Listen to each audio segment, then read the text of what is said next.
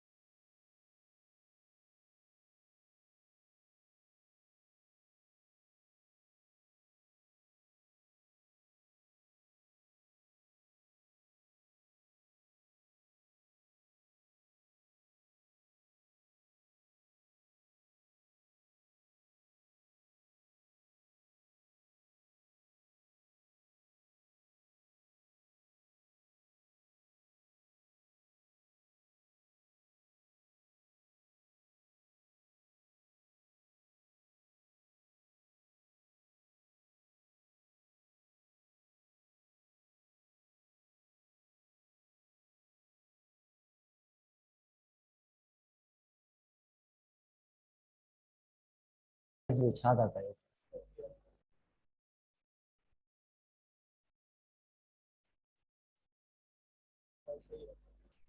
हा करे सही अचे। अस्सलाम वालेकुम। कहाँ तक पढ़ा था कल? मेरे ख्याल में कि मैंने पढ़ाया था कल। आवाज अचे तो इतने आवाज वेंदो। आवाज क्लियर है? आवाज इतने क्लियर वेंदो आ। होॾे जेको रिकॉर्डेड लेक्चर में वञे तो उहो सही नथो वञे। इते ओके आवाज। सर पंहिंजे में वो चेंज करे वेंदो आ क्वालिटी। अलाए काथे उहो कहिड़ी और ईंदा हूं तकड़ में।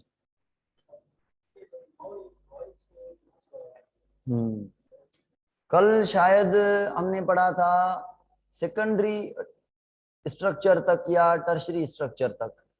क्वार्टरनरी को नहीं पढ़ा था। हाँ, क्वार्टरनरी को नहीं पढ़ा था हमने, बिल्कुल। तो लेक्चर कल वाला प्रोटीन वाला अपलोड किया है हमने।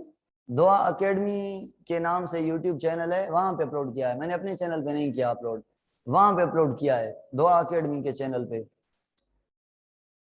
हाँ, मैं लिंक भेजता हूँ ग्रुप में। लिंक तो भेजी है सर राजेश ने आपको। आ जाएं भाई। आज हमें पढ़ना है टर्शरी स्ट्रक्चर, ठीक है ना। ये जो टर्शरी स्ट्रक्चर है,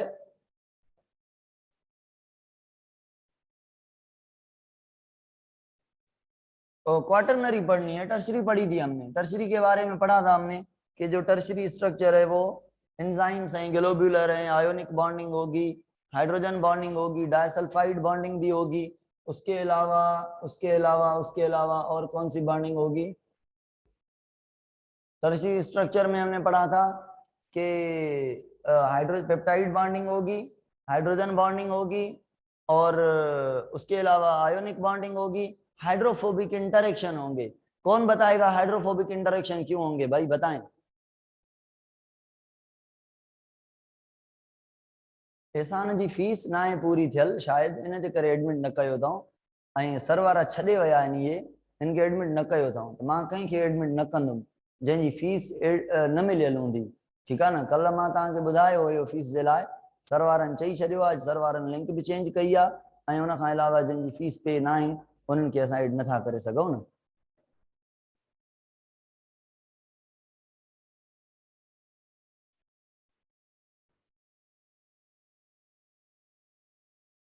कल्ह मूं नेम खयां हुया।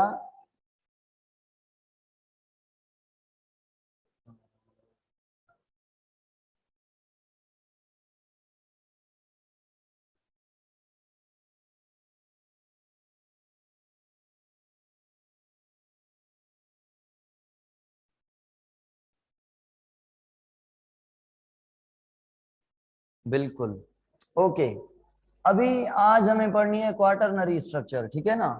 जो क्वार्टरनरी स्ट्रक्चर है वो क्या है? क्वार्टरनरी स्ट्रक्चर भाई देखें, क्वार्टरनरी स्ट्रक्चर सम होना चाहिए टू और मोर देन टू प्रोटीन्स का।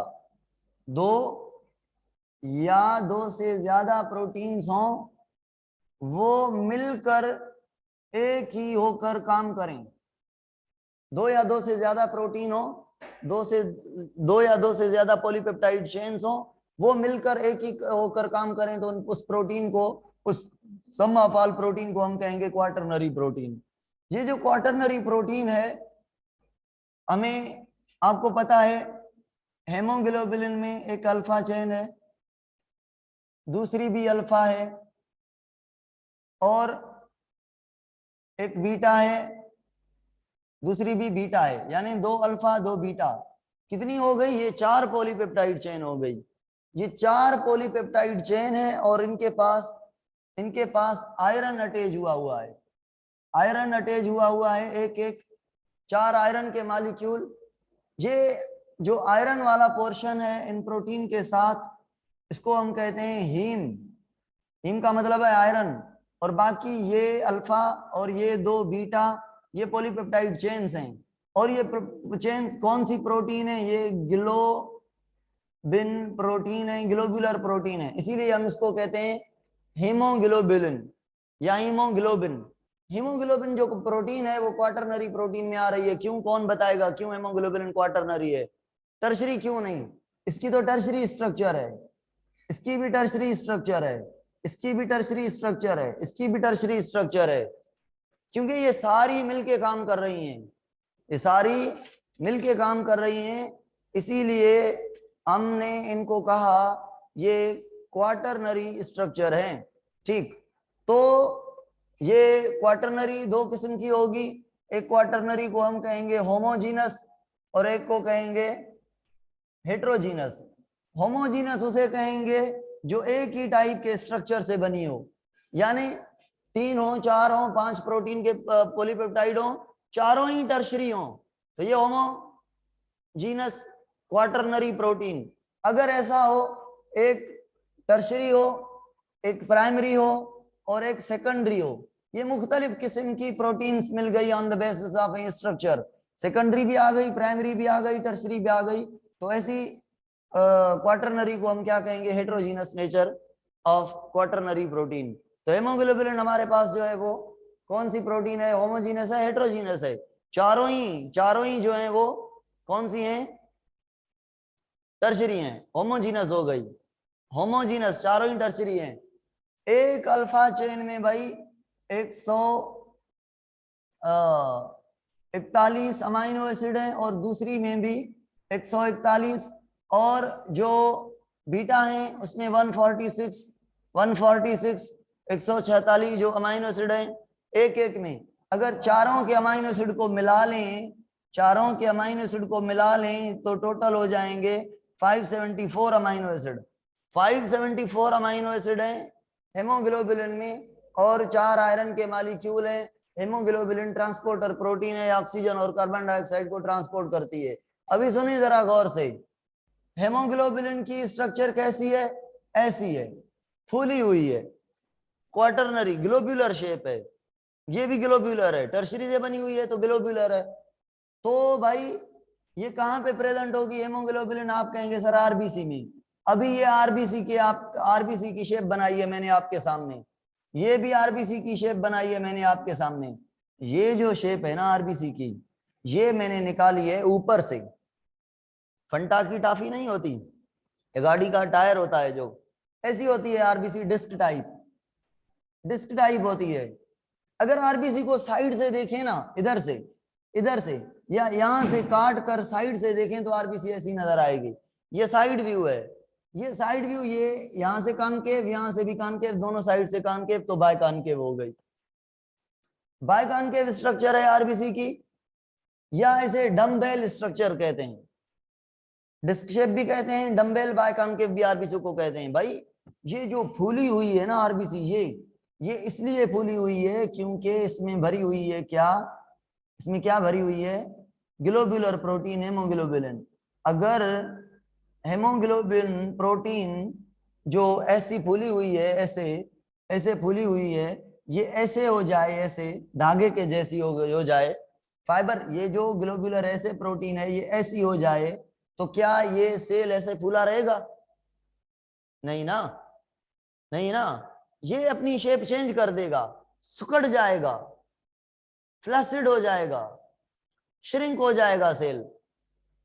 तो जब ये हेमोग्लोबिन की स्ट्रक्चर चेंज होगी तो आपका आरबीसी जो है वो ऐसा बन जाएगा, पूरा आरबीसी ऐसा बन जाएगा, इसमें से ये शेप इसमें कन्वर्ट हो जाएगी, ये शेप इसमें कन्वर्ट हो जाएगी, और इस शेप को हम कहते हैं सिकिल। सिकिल सिकिल या इसे हम और कहते हैं क्रेसेंट। क्रेसेंट आधा चांद नहीं होता, चांद होता है आधा, तो आधा जो चांद होता है उसकी शेप को हम क्रेसेंट कहते हैं, या सिकिल या क्रेसेंट शेप कहते हैं। अभी सवाल ये पैदा हो रहा है कि ये क्रेसेंट शेप क्यों बनेगी, सिकिल शेप क्यों बनेगी, अगर बनी तो क्या होगा। सही है, ये बात हमें समझनी है। आए जल्दी आए तो मैं ये बात आपको समझाऊं, फिर आगे चलें।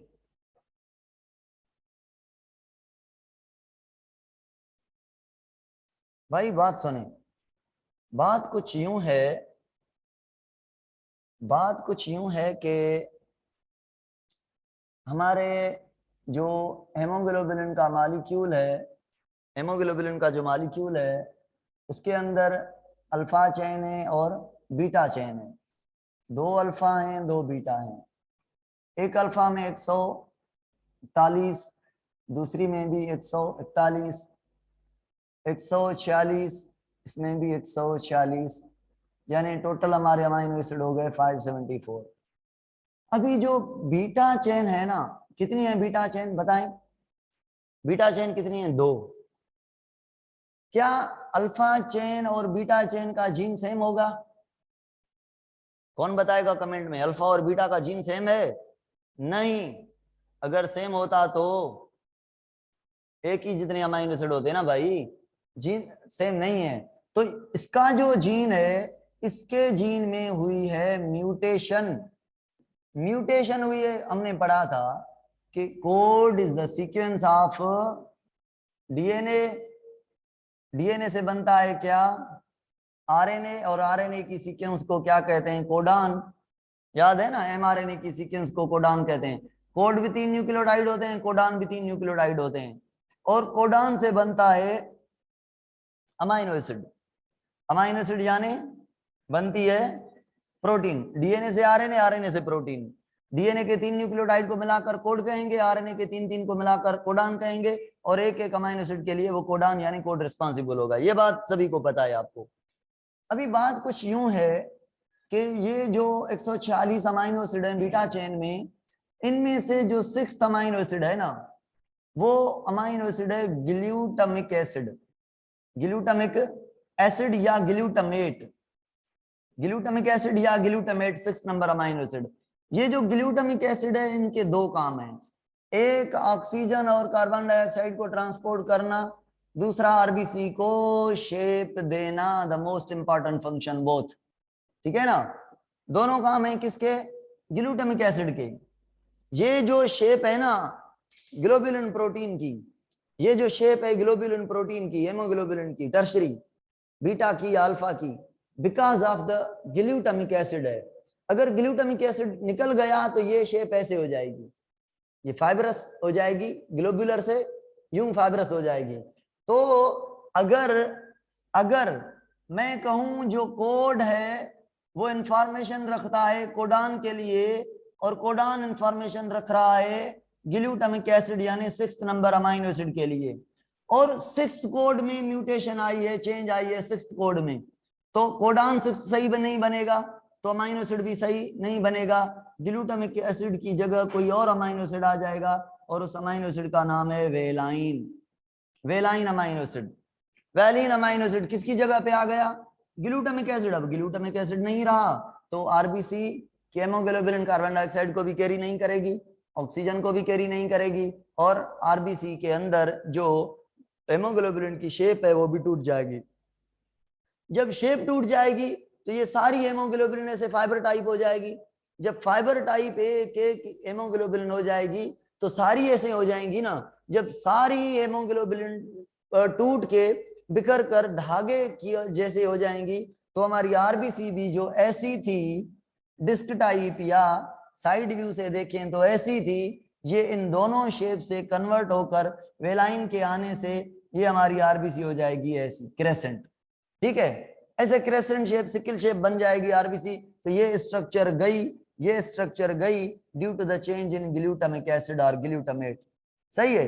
तो अब क्या होगा, अब हमारी ये ब्लड की वेसल है, इस ब्लड की वेसल से यहां से 3 ब्लड वेसल निकल रही हैं, ठीक है ना। ये आरबीसी आ रही है, ये नॉर्मल आरबीसी है। इस आरबीसी में हेमोग्लोबिन है, कौन सा है बताएं, इसमें हेमोग्लोबिन कौन सा है, नॉर्मल या एबनॉर्मल, वेलाइन वाला या ग्लूटामिक एसिड वाला, बताएं तो फिगर देखकर जल्दी में। कोई कमेंट नहीं आया, आया बिल्कुल आया, नॉर्मल। क्यों नॉर्मल भाई, राउंड शेप है, स्फेरिकल शेप है आरबीसी की, यहाँ पे आप देख रहे हैं। तो अगर मैं ये शेप बनाऊं ये, अब बताएं कौन सा इसमें अमाइनो एसिड है, वेलाइन, इसमें कौन सा है 6 नंबर ग्लूटामिक एसिड।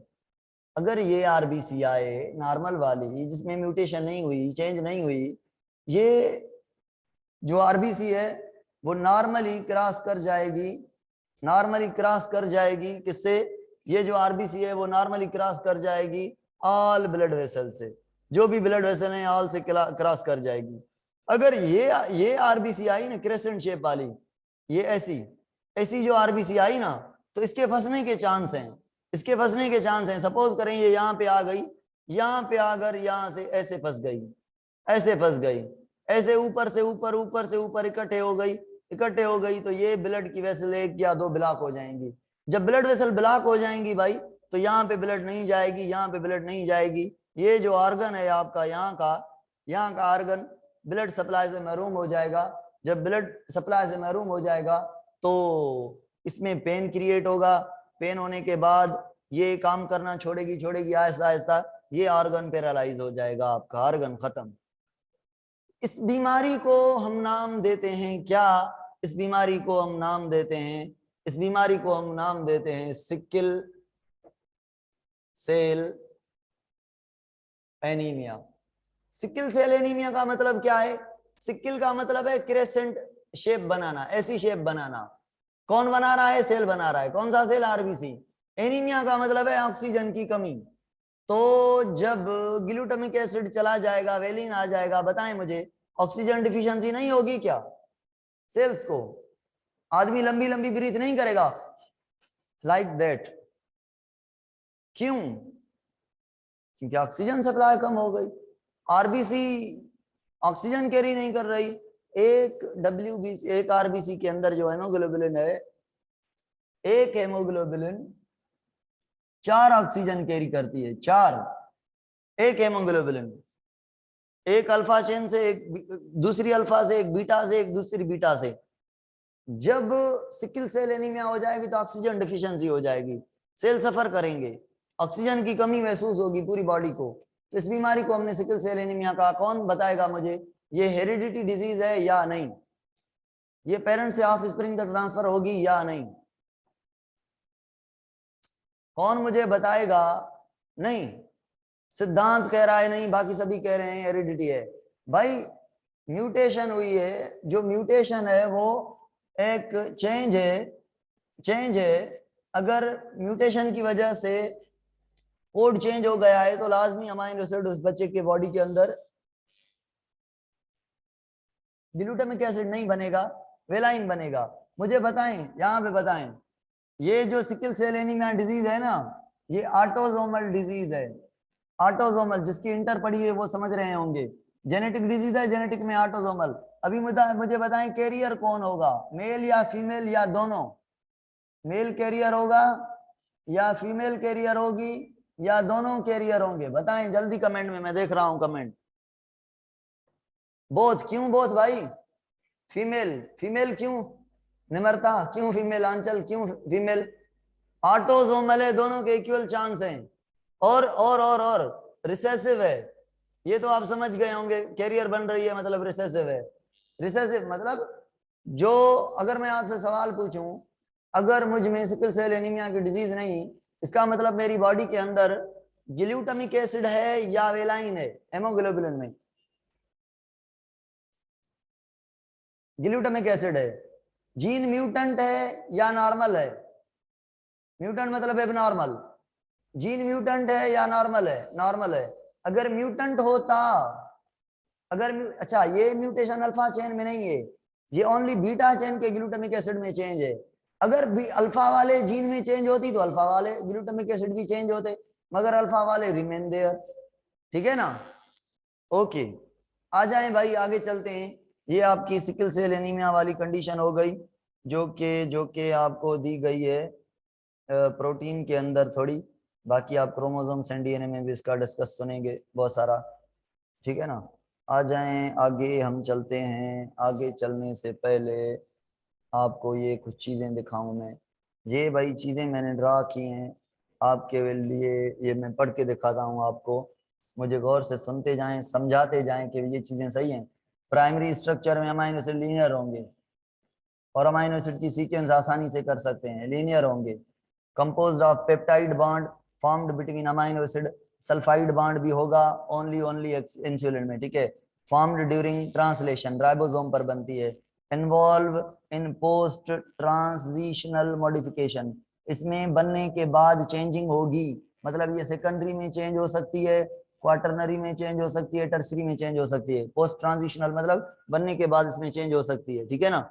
ये चीजें आपको नहीं नजर आ रही?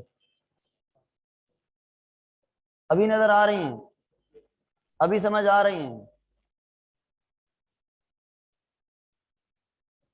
अभी कमेंट प्लीज।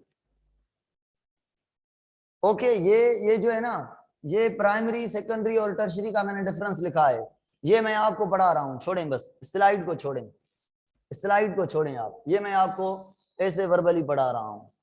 ठीक है ना?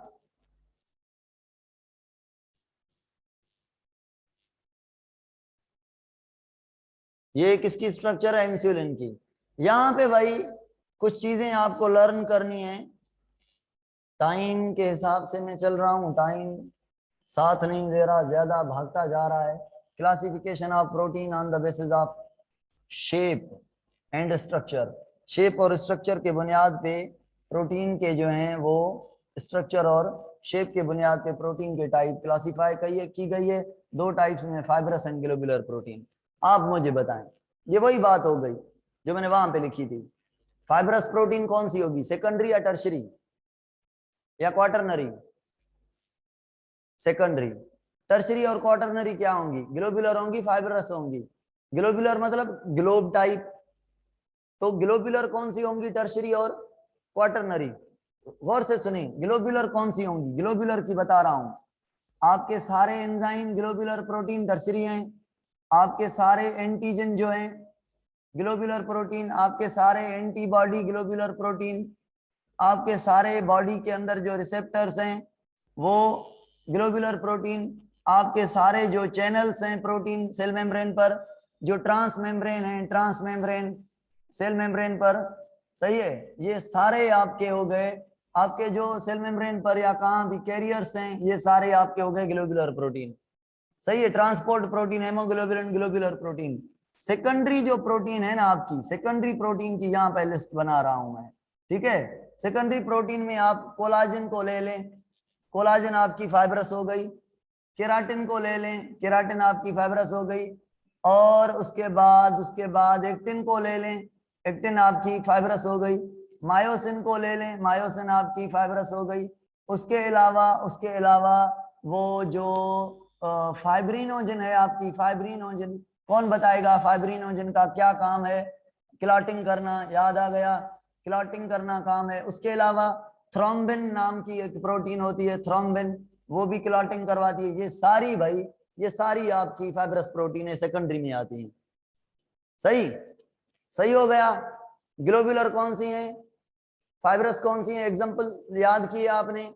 अभी सुने, ग्लोबुलर और फाइब्रस में फर्क क्या है। अगर ये फाइब्रस प्रोटीन लकड़ी के जैसी है, फाइबर टाइप, ये हाँ सिल्क भी फाइब्रस है।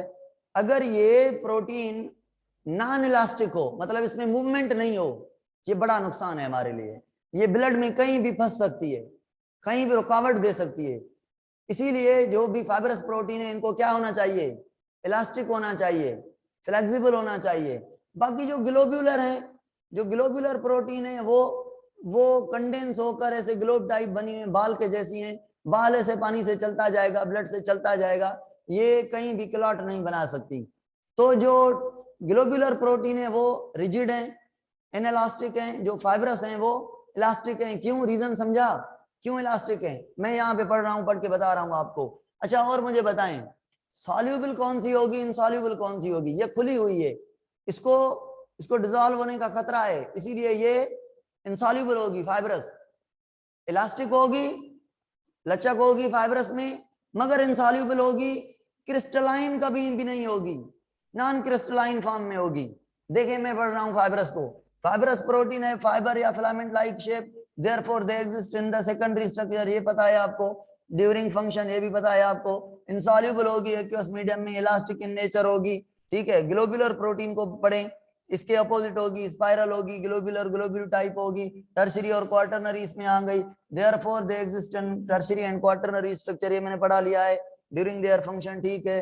सॉल्यूबल होगी एक्वस मीडियम में, हाइड्रोफोबिक इंटरेक्शन तभी तो क्रिएट करती हैं, पानी रिएक्ट ना करे, पानी रिएक्ट ना करे, डिसॉल्व ना कर दे, सॉल्यूबल होती हैं। मीडियम के अंदर इनएलास्टिक होती हैं, इलास्टिसिटी नहीं होती, नेचर इनकी जो है वो कैन बी क्रिस्टलाइज फॉर्म में हो सकती हैं। एग्जांपल जिसके enzyme, hormones, antibody, channel protein, ये मैंने सारे लिख दिए हैं और भी, ठीक है ना। ये आपकी हो गई नॉन क्रिस्टलाइन इन विच प्रोटीन, फाइब्रस नॉन क्रिस्टलाइन होगी भाई, फाइब्रस नॉन, धागे के जैसी है भाई, धागे के जैसी क्रिस्टल कैसे बनाएगी?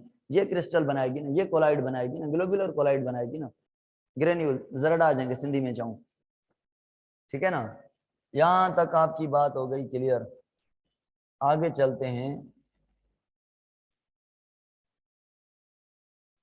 आगे क्या है देखिए, the most important thing that you know very well, that you know very well, structure function of protein. ये भाई आपको सारे आते हैं, मैं आपको बताता जाऊंगा। कोलाजन का काम बताएं, आप कहेंगे सर बोन में होगा और कार्टिलेज में होगा, बोन और कार्टिलेज के मैट्रिक्स में होगा। बोन में थोड़ा कैल्शियम डिपॉजिट है कार्टिलेज के साथ, कोलाजन के साथ, और कार्टिलेज में नहीं है। It establish the matrix of bone and cartilage, ये आपका पड़ा हुआ है।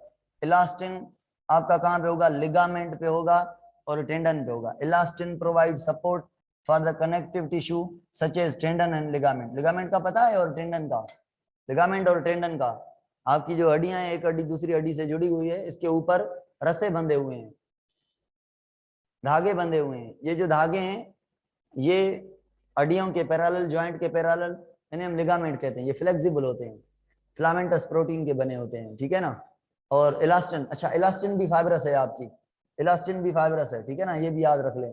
और टेंडन क्या है? टेंडन का पता है? टेंडन एक बोन है, ये दूसरा बोन है, इसके ऊपर ये जो ये है, ये लिगामेंट है। ये बोन को इधर उधर नहीं होने देगी, फ्रैक्शन नहीं, इधर उधर स्लिप नहीं होने देगी।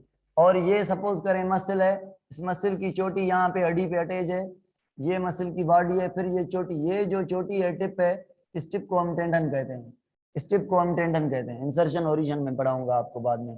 केराटिन आपकी कहाँ है? ये मैंने पढ़ा लिया है, स्किन में, नेयर्स में, हेल्थ में, फीदर्स में, ये चीजें लिखी हुई है आपके सामने। स्टोन प्रोटीन को मैं क्या जेनेटिक प्रोटीन कहूँ? बताएं कमेंट में। जेनेटिक प्रोटीन कहूँ? जेनेटिक प्रोटीन भला न्यूक्लियो प्रोटीन कहूँ? Nucleo protein, nucleo protein, nucleo protein मतलब न्यूक्लिक एसिड के साथ, हाँ न्यूक्लियो प्रोटीन भी कहूँ। जेनेटिक प्रोटीन क्यों कहूँ? क्योंकि डीएनए के साथ होती है, ठीक है ना। अच्छा आगे आगे मुझे सुने, राइबोसोम, राइबोसोम सुना है? राइबोसोम, राइबोसोम किसका बना हुआ है? आरएनए और प्रोटीन का। इस प्रोटीन को क्या कहूं? राइबोसोम की प्रोटीन को जेनेटिक प्रोटीन कहूं या न्यूक्लियो प्रोटीन कहूं, या दोनों कह सकता हूं? बताएं जल्दी। आरएनए की, राइबोसोम के अंदर जो प्रोटीन है, राइबोसोमल प्रोटीन, इसको बोथ, रुकया मजीद क्यों, आलिया क्यों, बाबा क्यों जेनेटिक प्रोटीन कह रहे हैं आप? राइबोसोम की, राइबोसोम की प्रोटीन को जेनेटिक प्रोटीन किस बिहाफ पे कह रहे हैं आप? राइबोसोम के अंदर कोई जेनेटिक इंफॉर्मेशन नहीं है। राइबोसोम एक राइबो न्यूक्लियो प्रोटीन है, मतलब आरएनए और प्रोटीन का बना हुआ है। तो इस प्रोटीन को आप जेनेटिक प्रोटीन नहीं कह सकते। जेनेटिक प्रोटीन उसे कहेंगे जो डीएनए के साथ लपेटी हो, मतलब स्टोन और नॉन स्टोन को, मतलब क्रोमोसोम में जो प्रोटीन होगी वो जेनेटिक प्रोटीन होगी। स्टोन का एग्जांपल आप जेनेटिक प्रोटीन में ले सकते हैं। न्यूक्लियोप्रोटीन आप उसको कह सकते हैं जो न्यूक्लिक एसिड के साथ हो, भले वो आरएनए हो भले वो डीएनए हो। मगर जेनेटिक प्रोटीन उस प्रोटीन को कहेंगे वो जो जेनेटिक मटेरियल के साथ हो, डीएनए के साथ हो, ठीक है ना। तो क्रोमोसोम का बनाना हिस्टोन का काम है। उससे आगे चलते हैं हम भाई, आगे चलते हैं। आगे जो फंक्शन मिले हुए हैं हमें वो देखें। एंजाइम हमने पढ़ा हुआ है, एंजाइम कैटालाइटिक प्रोटीन्स हैं। Enzyme all chemical reaction body के अंदर जो होते हैं वो मेटाबॉलिक रिएक्शन एंजाइम करते हैं। हार्मोन का हमने पढ़ा हुआ है कि रेगुलेटरी प्रोटीन है। मोस्ट फिजियोलॉजिकल एक्टिविटीज, मैसेज देना इधर उधर, ये हार्मोन्स का काम है। तो ये प्रोटीन के काम में पढ़ा रहा हूँ ना। हार्मोन भी प्रोटीन के बने हुए हैं, कुछ हार्मोन लिपिड के भी बने हुए हैं, मतलब मेजॉरिटी हार्मोन प्रोटीन के बने हुए हैं। एंटीबॉडीज आपकी WBC बनाते हैं जब पैथोजन आते हैं। पैथोजन को खत्म करने के लिए एंटीबॉडी इम्यूनो प्रोटीन है। मदर से बेबी की ओर जो ट्रांसफर होती हैं, मदर से बेबी की ओर जो ट्रांसफर होती हैं इम्यूनोग्लोबुलिन प्रोटीन मिल्क के थ्रू, वो भी एंटीबॉडीज होती हैं, वो भी डिफेंस प्रोटीन होती हैं। हेमोग्लोबिन आपकी ट्रांसपोर्ट प्रोटीन हो गई। फाइब्रिनोजन और थ्रम्बिन, थ्रम्बिन का मैंने जिक्र किया, क्लॉटिंग प्रोटीन हो गई। ओवा अल्ब्यूमिन, ओवा albumin the most important protein. सुने भाई, अल्ब्यूमिन के बारे में सुने। अल्ब्यूमिन अंडे के अंदर होती है, उसे ओवा अल्ब्यूमिन कहते हैं। और केसीन मिल्क के अंदर होती है। ओवा अल्ब्यूमिन एग के अंदर होती है, केसीन मिल्क के अंदर होती है। केसीन प्रोटीन में ग्रो करने के लिए एसेंशियल अमाइनो एसिड है। इसीलिए बच्चा तेज ग्रोथ करता है बड़े आदमी से। बड़ा जो आदमी होता है उसमें ग्रोथ रेट कम होता है, और जो छोटा बच्चा होता है, इन्फेंट जो दूध पे डिपेंड करता है, मिल्क पे डिपेंड करता है, उसकी जो ग्रोथ रेट होती है वो ज्यादा होती है। क्यों? क्योंकि ग्रो करने के लिए ऑल जो एसेंशियल अमाइनो एसिड होते हैं वो उसके मिल्क के अंदर केसीन प्रोटीन में उसको मिलते हैं, इसीलिए वो तेज ग्रो करता है। और अंडे से किसको पैदा होना है? चिक को चिक को ग्रो करने के लिए, डेवलप करने के लिए, चिक के अंडे के अंदर, जहां से चिक बनता है अंडे के अंदर, ओवा अल्ब्यूमिन प्रोटीन है जिसके अंदर ग्रोथ एंड डेवलपमेंट के लिए एसेंशियल अमाइनो एसिड है and other function of albumin in human body. Human में भाई ये ब्लड में होती है। ब्लड में क्या करती है? जो ब्लड से फ्लूइड है वो लीक ना हो, मतलब ये ऐसी प्रोटीन है जो फ्लूइड को अट्रैक्ट करती है, फ्लूइड को अट्रैक्ट करती है, फ्लूइड को, प्लाज्मा को बाहर नहीं जाने देती, रिलीज नहीं होने देती। ऐसी चार्ज होती है इस प्रोटीन में, अल्ब्यूमिन में, कि ब्लड से फ्लूइड को लीक नहीं होने देती, मतलब फ्लूइडिटी मेंटेन करती है ब्लड की, एक काम। दूसरा काम फैटी एसिड को ट्रांसपोर्ट करती है। तीसरा काम विटामिन्स को ट्रांसपोर्ट करती है। चौथा काम एंजाइम्स को ट्रांसपोर्ट करती है। पांचवा काम हार्मोन्स को ट्रांसपोर्ट करती है। स्पेशल फंक्शन फैटी एसिड और फैट को ट्रांसपोर्ट करना is the function of albumin in the human blood. ठीक है। ऑस्मोटिक बैलेंस भी करती है, बिल्कुल ऑस्मोटिक बैलेंस भी करती है। ठीक है ना भाई, ये आपके प्रोटीन के फंक्शन हो गए आपके सामने। ठीक,